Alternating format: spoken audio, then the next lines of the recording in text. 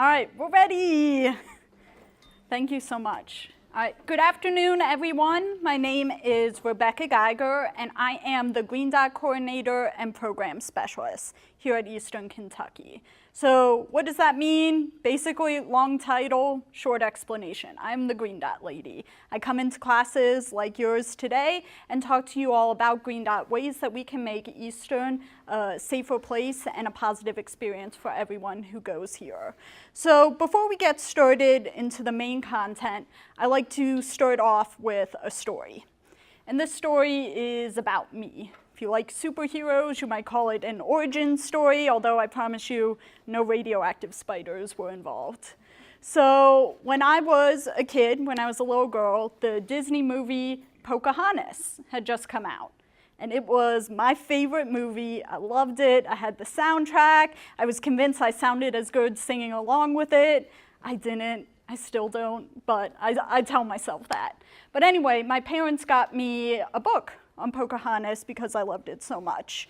And I'm reading this book, and I find out when Pocahontas went to England, she was given the name, she was christened Rebecca. And I freaked out. I was like, oh my God, Pocahontas grew up to be Rebecca, therefore, logically speaking, I will grow up to be Pocahontas, right? It makes perfect sense. I was in first, second grade. Do you think I grew up to be Pocahontas? No. I already told you I'm the Green Dot person. I'm not Pocahontas. However, I learned more and I read more about her and found out she was an advocate and an activist. And she advocated for her people who were being taken advantage of, exploited, hurt, abused, and assaulted.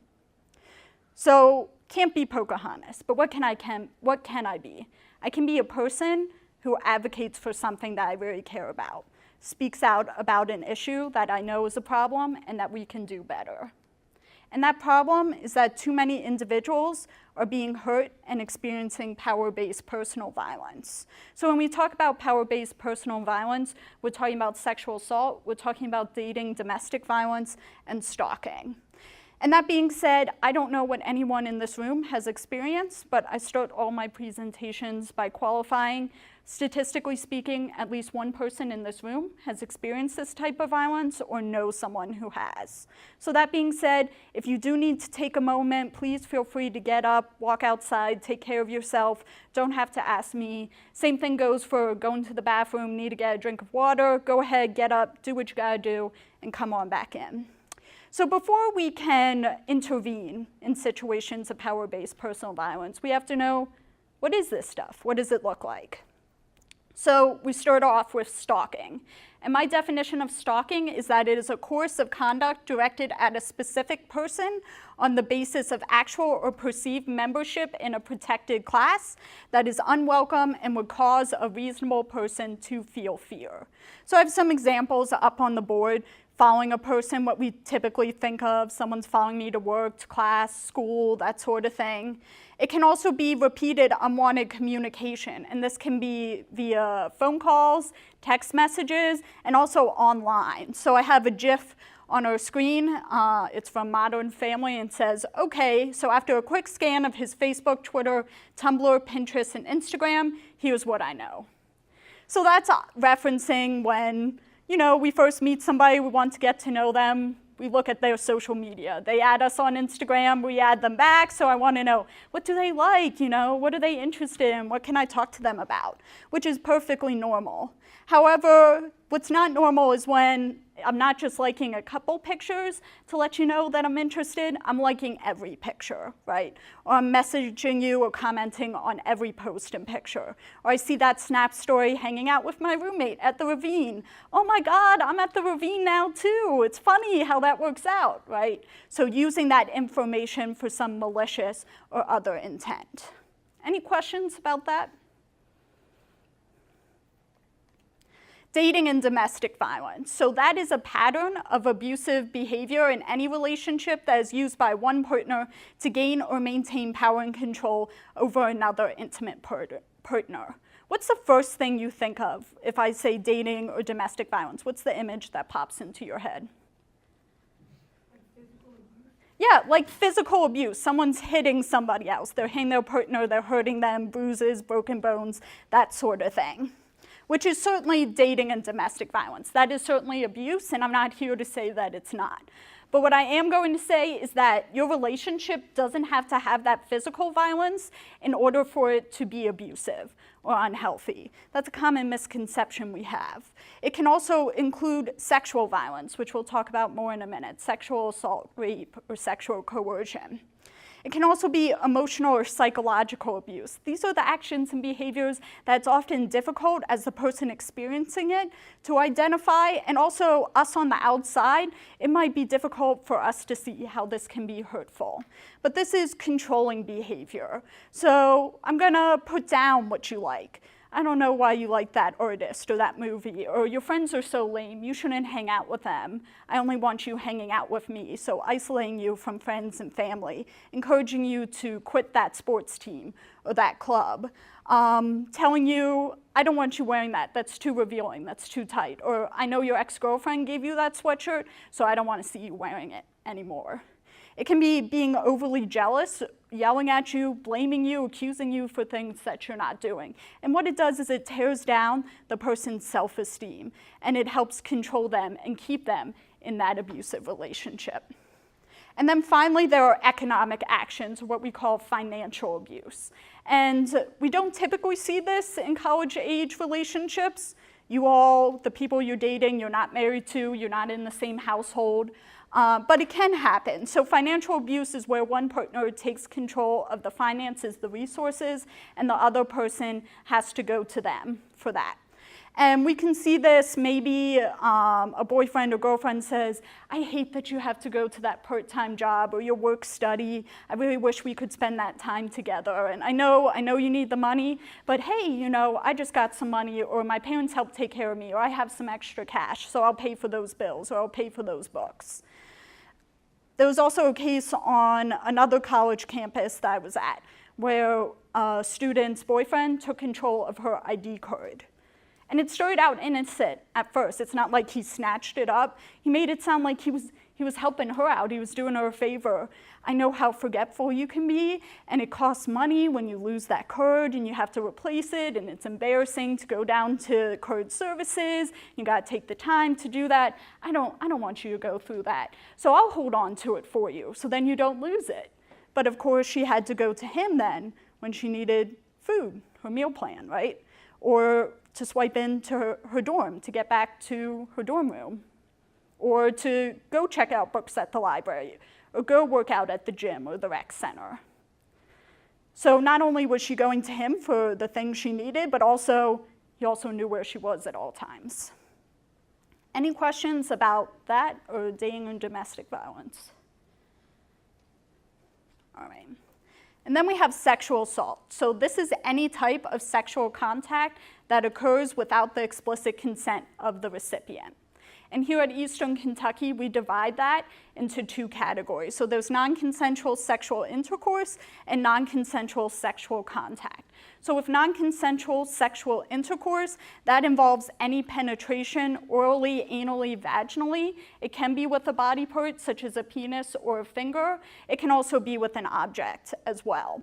And the important thing is that it happens without the explicit consent of the recipient and or by force. And then non-consensual sexual contact, that covers the rest of the intentional sexual touching. So this can also be with a body part, so we can talk about fondling or groping or dry humping. It can also be with an object as well. And the important thing is that it occurs without the explicit consent of the recipient and or by force. And I have some statistics up on the slide, and I really highlight the bottom one there. So college is an exciting time. You're freshmen, you're on campus, you're learning about what it is you're gonna do with the rest of your life, meeting people, friends you're gonna have for the rest of your life, discovering this independence. It's great. But unfortunately, it's also a particularly vulnerable time. We know the first semester for freshmen, especially the first 6 weeks, you're more likely to fall victim or experience this type of violence.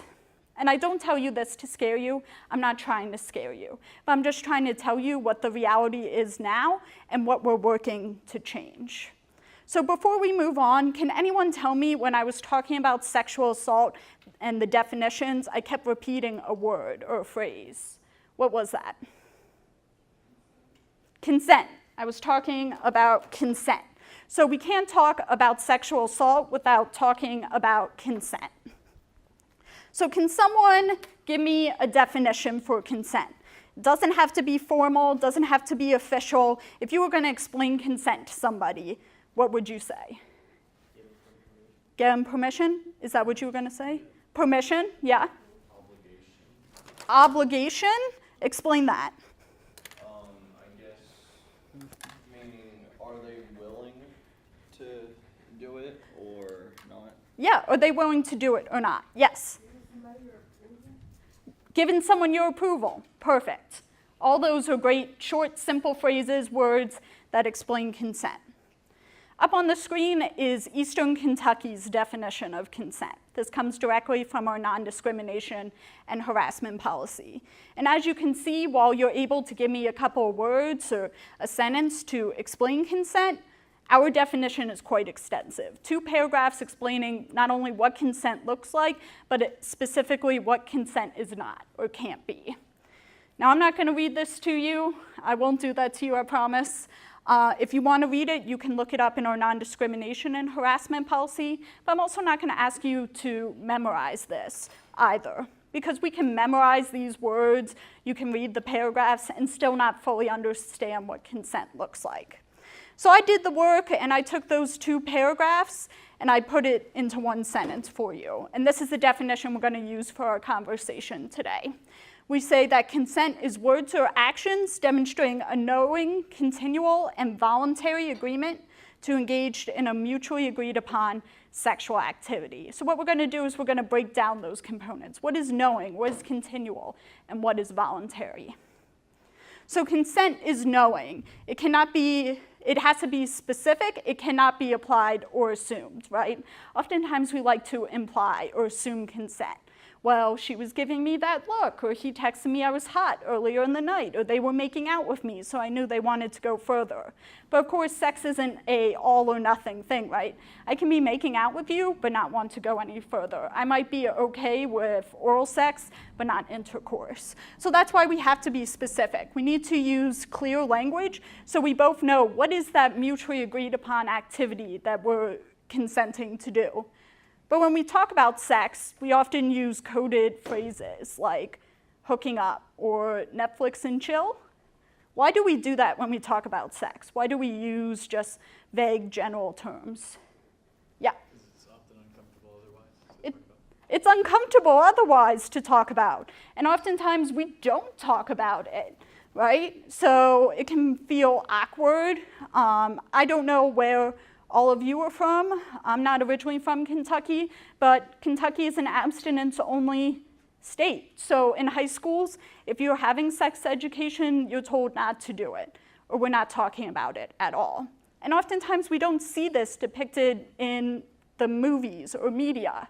The guy looks at the girl and they just automatically know what they both want. But the important thing is that people talk about what it is they want to do. Couples or other individuals talk about these things. And we wouldn't do vague general language for anything else in our lives, right? So I wouldn't walk into Dairy Queen and saunter up to the counter and be like, ice cream, right? They'd look at me like I was crazy. I'd order a Blizzard and they ask me what kind of Blizzard. I'd say a sundae, what kind of sundae? All right, I'll make it easy, just plain vanilla ice cream. Well, do you want it in a bowl? Do you want it in a cone? What kind of cone, right? So it's the same with sex. We need to be specific. And then the final part to knowing, it means that we have to have the ability to understand what is happening and what it is we're agreeing to. So that includes being above the age of consent. So if I'm below the age of consent, that's a boundary that states and governments set, saying, hey, even if you're saying yes cognitively you can't process the consequences or fully understand what it is you're agreeing to. And the same thing goes for intellectual disability. So let's say I am above the age of consent, that's the age of 16 here in Kentucky, but even though I'm above that age, I still don't have the full wherewithal to agree to what it is we're talking about. Finally, I can't be asleep or unconscious. You all went to the 0 Shades of Grey presentation. Unconscious people don't want tea, right? Unconscious people also don't want sex because I can't answer a question even if it's being asked when I'm asleep or passed out. And then finally, incapacitated by drugs or alcohol. So I chose that word specifically, incapacitated. How do we know when someone's had too much to drink or is incapacitated by drugs or alcohol? Are there any signs? Yeah. Incoherent. So I might be talking with you, but I'm saying weird stuff or just being ridiculous, right? Anything else? Your speech can be slurred. Speech can be slurred, is that what you're gonna say? Yeah, my speech can be slurred. I might be stumbling or tripping, having trouble holding myself up, that sort of thing. My eyes might be bloodshot, and those are all signs. Oh, you get double pen. But the important thing to realize is while those can indicate someone who's incapacitated, I can also be walking around just fine, not slurring my words, I'm not stumbling, right? We're meeting a bunch of new people here at the university, and you don't know how someone's impacted by drugs or alcohol. You don't know how much they might have had before they went to the party and they just had that one beer. Or if they're on other types of medication that interfere with any other recreational drugs or alcohol they're taking. So the important thing to note is if we're not sure if someone's incapacitated, but there's a possibility, to wait on that. Because you have to ask yourself, do you want to get laid more than you care about hurting somebody else? Any questions? So consent is also continual. It's an active process. We can change our minds about things. Have you changed your mind about something before? Yeah, we all have. Probably changed our mind today, what we're gonna wear. If you came to class today, I'm glad you did. So it's the same with sex. So I'm encouraging you to talk about it with your partner. And let's say we're texting beforehand with my crush or my boyfriend or girlfriend. And we're talking about maybe having intercourse for the first time, having oral sex, adding a sex toy into our sex lives. That's perfectly fine and normal. But the important thing to realize is I might be really confident when I'm texting you, right? And then when we meet up a day later, a couple hours later, it's like, oh, shoot. I changed my mind, I'm not ready, I'm not sure about this, and that's fine. And so when that moment comes, you can say, actually, can we just watch a movie tonight? Can we just make out? Something like that. And also, I can withdraw consent at any time. So maybe we meet up, and I'm perfectly comfortable, and I'm fine. So we go ahead and get started, but then I'm not really enjoying myself. I do feel weird, I feel awkward, uncomfortable. So I say, hey, can you stop? Can you wait? Hold off a minute. And then you, as my partner, have to respect the fact that I'm saying no, that I'm saying that boundary, and stop. So that's why it's important to check in with your partner during any sexual activity. Are you enjoying yourself? Do you like this? Do you like it when I touch you there? That sort of thing. And then finally, consent is voluntary. It cannot be obtained by force. So when we talk about force, typically we think of physical violence. Someone's holding me down or has a gun to my head or is hitting me, which is force, but there are other types of force as well. Do we have any Hunger Games fans in here? Yeah? Do you want to tell me what's happening in the screenshot? She just got picked? Okay, her sister got picked, but she volunteered for her instead. So when she's saying, I volunteer, is she like, yeah, Hunger Games sounds like a great time. I want to do that. No, right? She's volunteering because there's a threat to her sister's life. And it's the same thing happens with sex and sexual consent. Someone might threaten you as a means to get that consent. So they might threaten to hurt someone you love, a family member, a brother or sister. It could be that pet you love, your dog or cat. They could threaten to hurt themselves. Well, I'm just going to kill myself.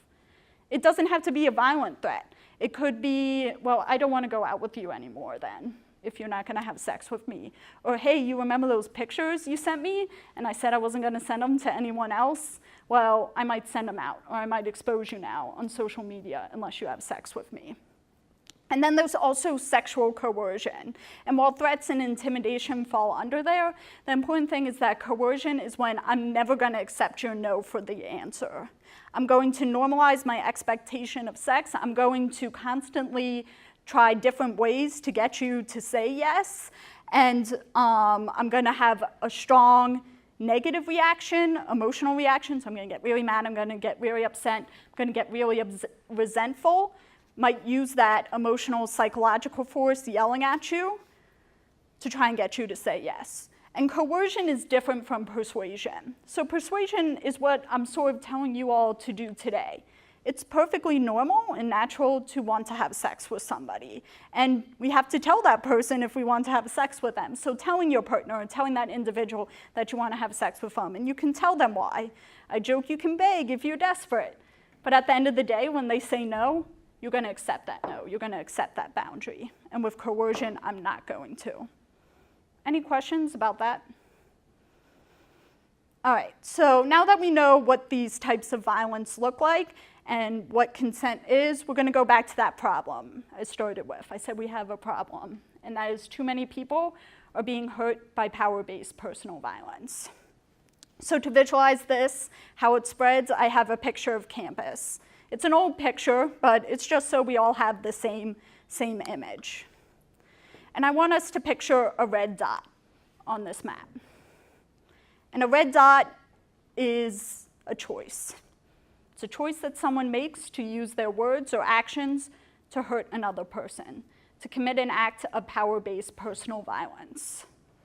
A red dot is raising your hand and slapping your partner.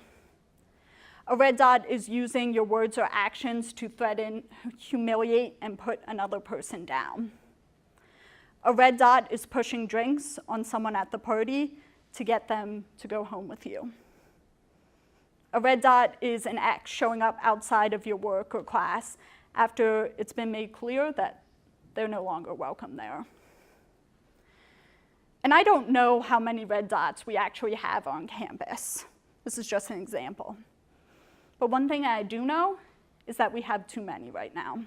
We have too many red dots that have added up to a culture that says power-based personal violence is okay and it's acceptable here. But this situation isn't hopeless. If I thought it was hopeless, I wouldn't even be here today. But I'm here because I need something from you. So let's imagine a single green dot on our map. A green dot is also a choice. But it's a choice that someone makes to use their words or actions to stop that red dot, to interrupt that violence, to make sure fewer people get hurt. A green dot is checking in with a friend. Hey, since you started this new relationship, I noticed you've been acting a little bit weird, a little bit different. Just want to let you know that I care about you. I'm worried about you. A green dot can be telling someone to back off, or that's not cool. A green dot is spilling a drink or starting a random conversation to diffuse an escalating situation. A green dot is letting an RA, a coach, a professor know about a situation that you think is alarming. And one thing that I do know is that we need these green dots. These green dots are the only way that we reduce power-based personal violence here at Eastern. So what I'm asking of you is to make that choice to do a green dot. Because when most of us make that choice, our map changes and the culture changes and fewer people get hurt. But I know it's not as simple. I wish that it was easy as saying, you just gotta make that choice. Because even when we make that choice, things get in the way. If we see violence happening, there are things that stop us from getting involved. And we call these things barriers. And there are two types of barriers. There are personal barriers and then relationship and social barriers. Personal barriers have to do with you. There's something about you or your personality that makes it difficult to step up. It could be feeling like you're introverted or shy, not a person who likes to step up, bless you, and say something.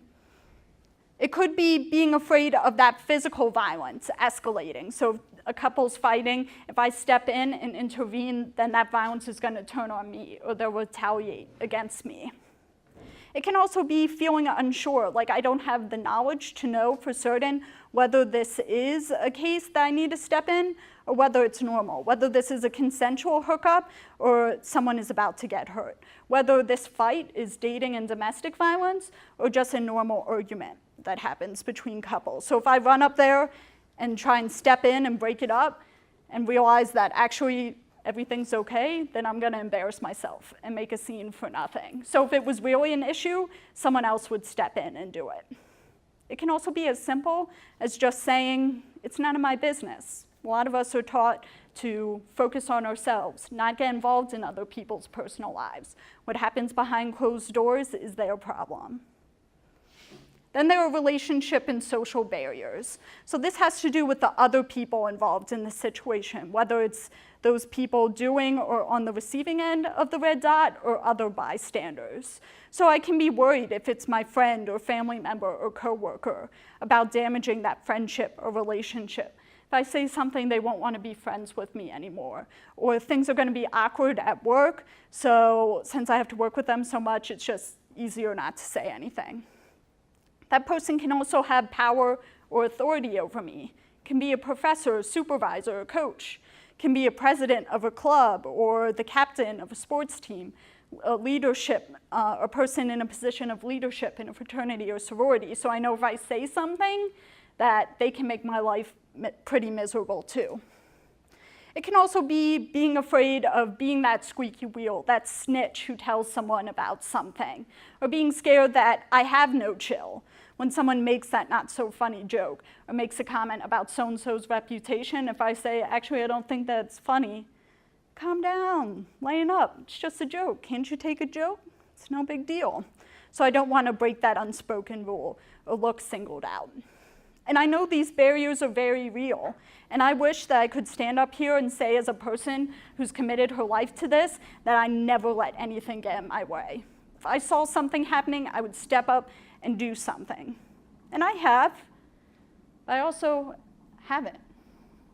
So my first job in high school and college, I worked part-time at a grocery store in my hometown. And when I was hired, there was another girl.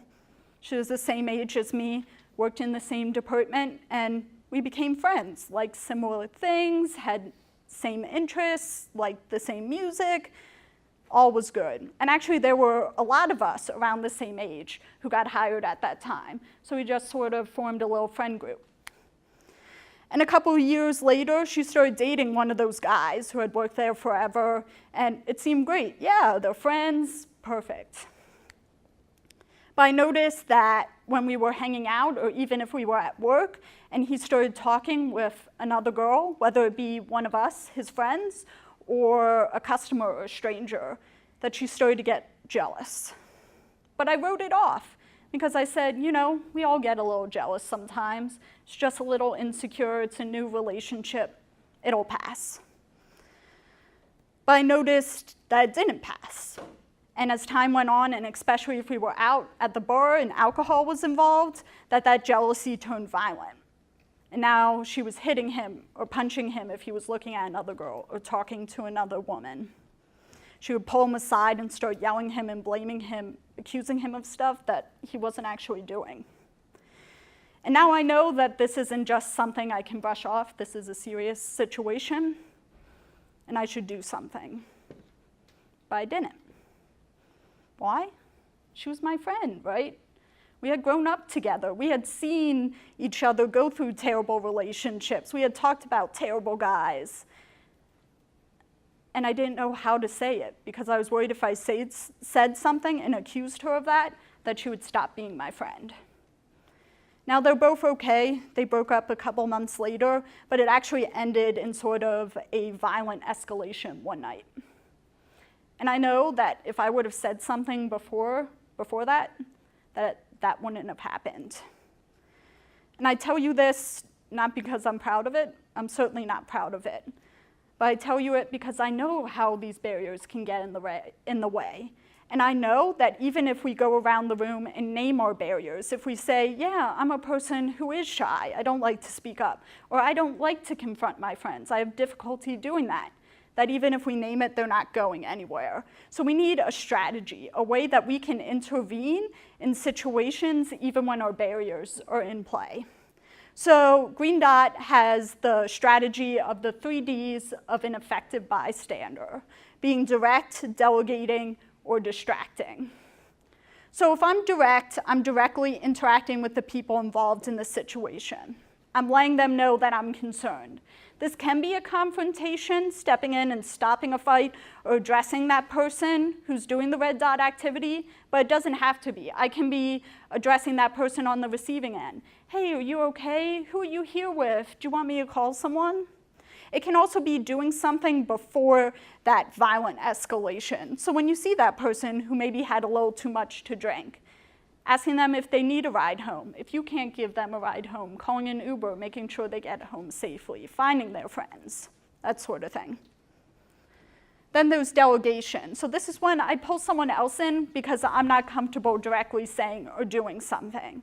And this can be a person in a position of authority. So this can be telling an RA, telling a professor, telling a coach or a supervisor about a situation. It can be calling the police. So if there's a situation that's escalating quickly and I don't know what to do, calling them.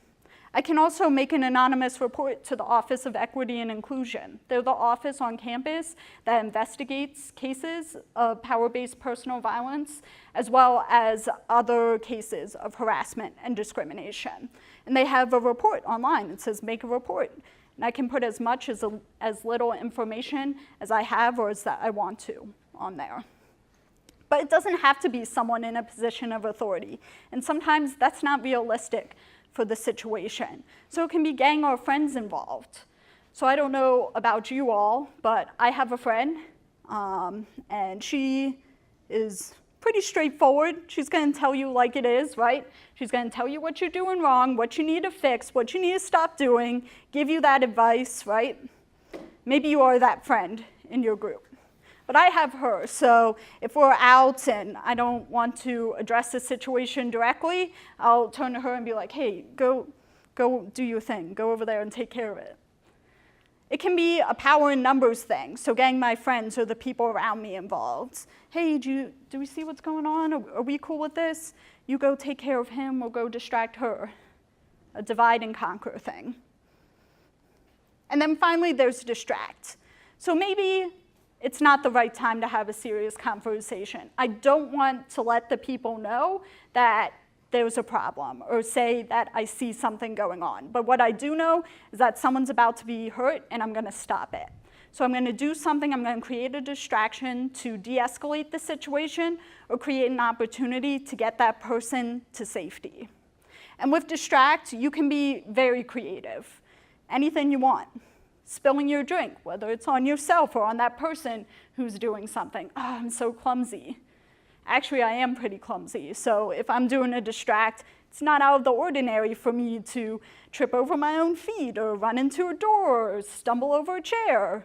So I'll maybe make a scene in that way to distract. It can be stirring a random conversation, asking to borrow someone's phone, just asking for directions. Can also be, hey, your car's getting towed, or I see you getting a parking ticket, right? Parking's no joke. Or it can be, I need you to go to the bathroom with me, I need someone to hold my hair back, I'm about to throw up. And then that gets that person away so you can see if they need help, if they need something. Any questions about that? So we're gonna move into our activity. So what I'm gonna do is I'm gonna divide you into 4 groups. And we're gonna put up scenarios and try to practice generating one of the 3 Ds. So if I can get this table, and then you 2 over there, if you guys can all get together in one group. And then maybe those 3 tables there, and then you 2 in the back, if you go over. So those, and then let's get this table, and this one and that. And then you two, if you come up here with those two guys. All right, so let's get together, and then I'll give you your instructions.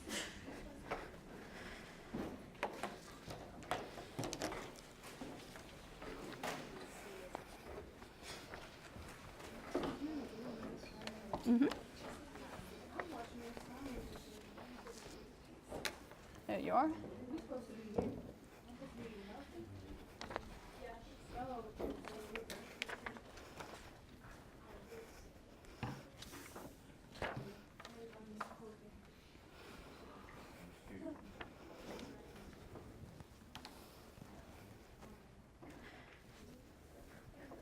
Okay, so each of your groups have received a piece of paper and a Sharpie.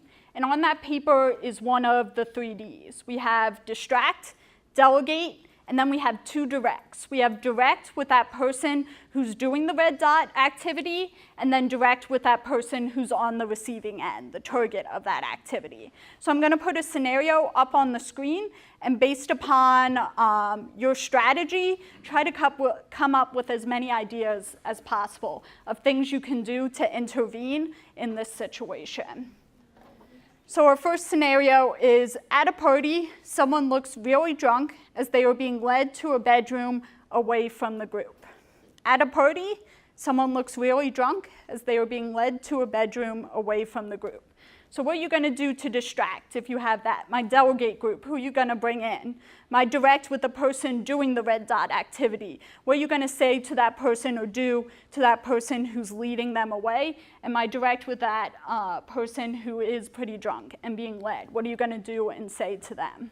So take 1 minute to come up with as many ideas as possible, and then we'll bring it back together.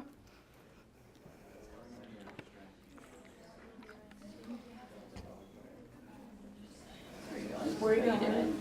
Yeah. You come back? When you come back, yeah. Who's that guy? He's cute. I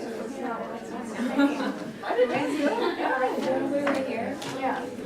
Just, you guys have my phone real fast. You guys have my phone real fast. You ain't got to unplug that one. Well, yeah, you can go ahead and unplug that one. Okay.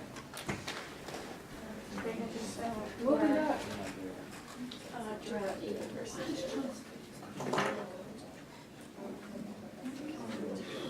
That hurt. Is that real? Yeah. It didn't hurt. They said this wouldn't hurt. I cried. You had one tear fall out? No, I didn't cry. I had one tear fall out. He said everybody gets that one tear. That means you're doing something wrong. And you're not distracted. Like the girl that did me was distracting me the entire time. She was just talking to me and then she just Finish up your writing down your last strategy, and then we're going to bring it back together. What? Then? Must not. Yeah.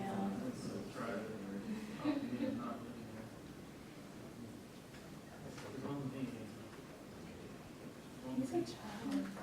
All right, so I'm going to start with my group up front. So they had delegate. So who are you going to bring in with this situation?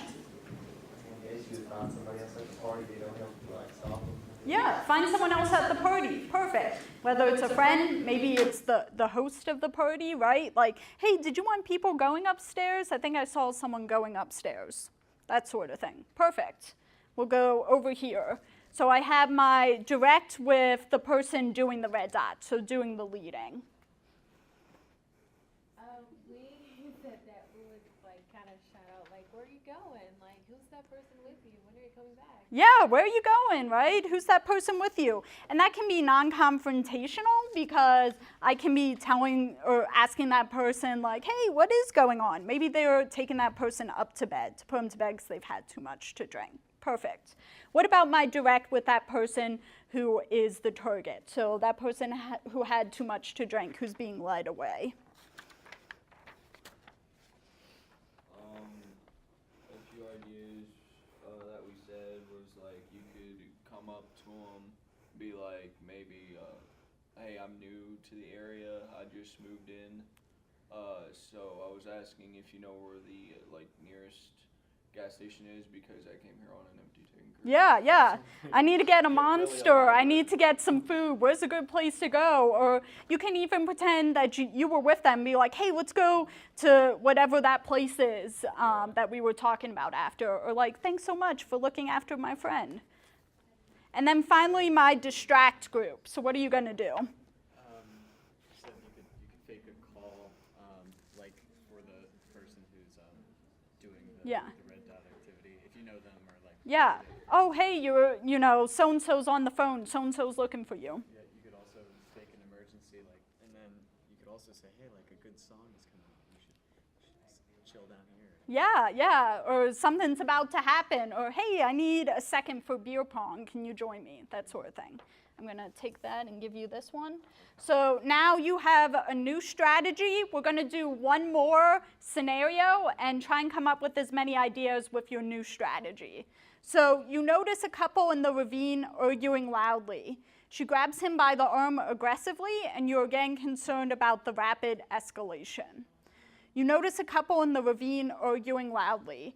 She grabs him by the arm aggressively, and you're again concerned about the rapid escalation. So who are you going to bring in? If you're distract, what crazy thing are you going to do? If you're direct with that person who's the target, it's the guy being grabbed. And direct with the person doing the red dot activity, the person who's doing the grabbing. What are you going to do and say?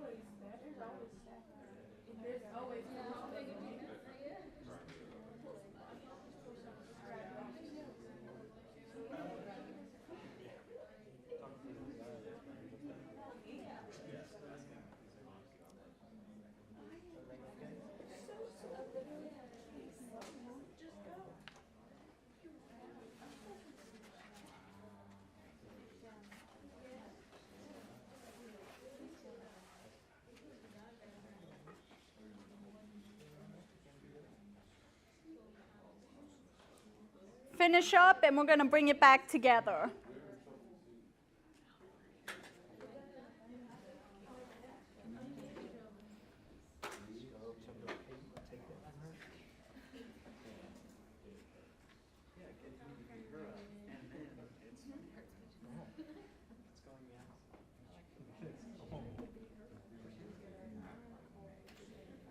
All right, let's bring it back together.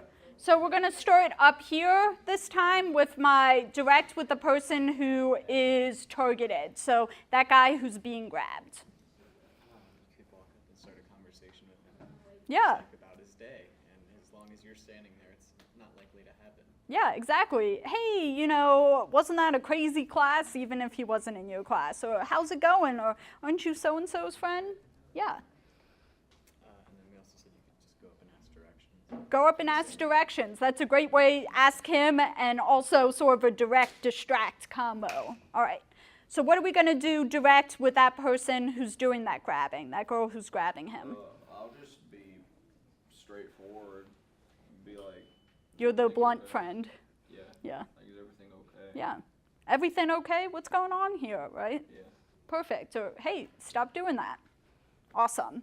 So then we're going to go to my group back here. So who are you going to delegate to? We just said get a staff involved. Like, there's usually like people like with high power, like that actually work here Yeah. all around the campus. We could get a police officer or like anybody involved. Anybody involved, anyone you see who works here. And also, if you guys downloaded the LiveSafe app on your phone, right, you can contact police that way and alert them, so you don't even have to make a scene about it. Just look like you're texting. And then finally, distract. So what crazy thing am I going to do to distract? You fake an injury, or you act like you're having a heart attack. Okay, fake that I have a heart attack. That's a good one. Like on Sanford, Yeah. Perfect. I can also, I mean, personally for me, I'd probably trip down those steps because they're definitely difficult to navigate. Awesome. All right, we're going to wrap up, so go back to your seats and we'll go over the last couple things.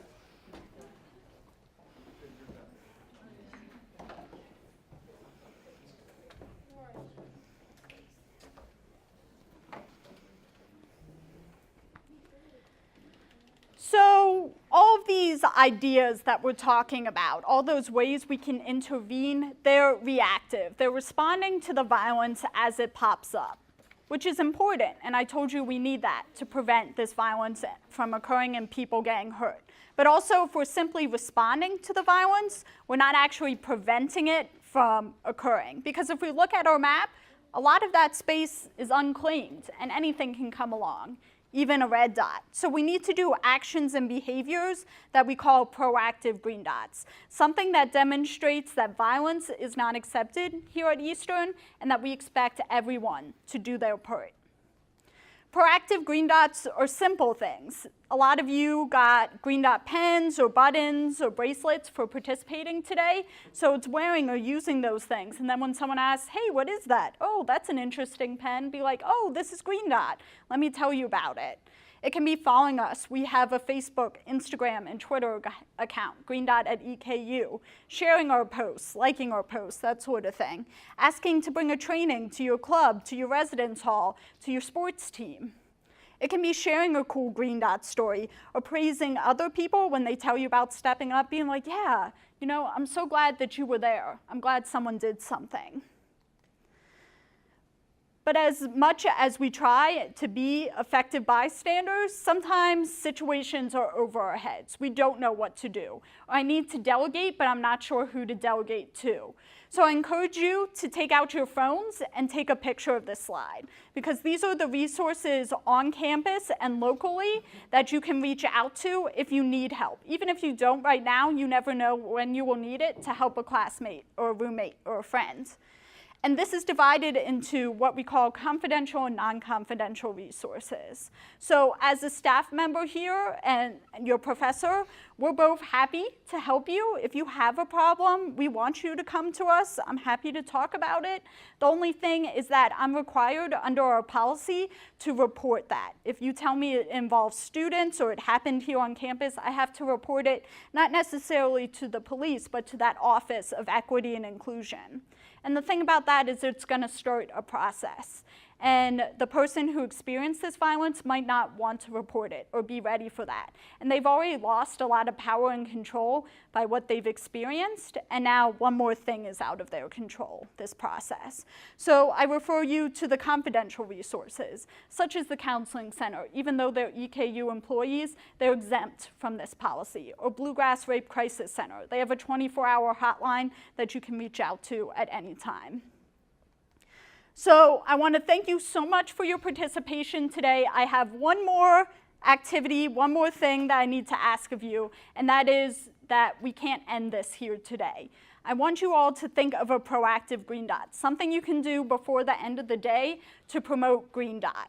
Whether it's following us on one of our social media pages, telling someone about the presentation, wearing your bracelet. So go ahead, think about it, and turn to a partner and tell them what you're going to do.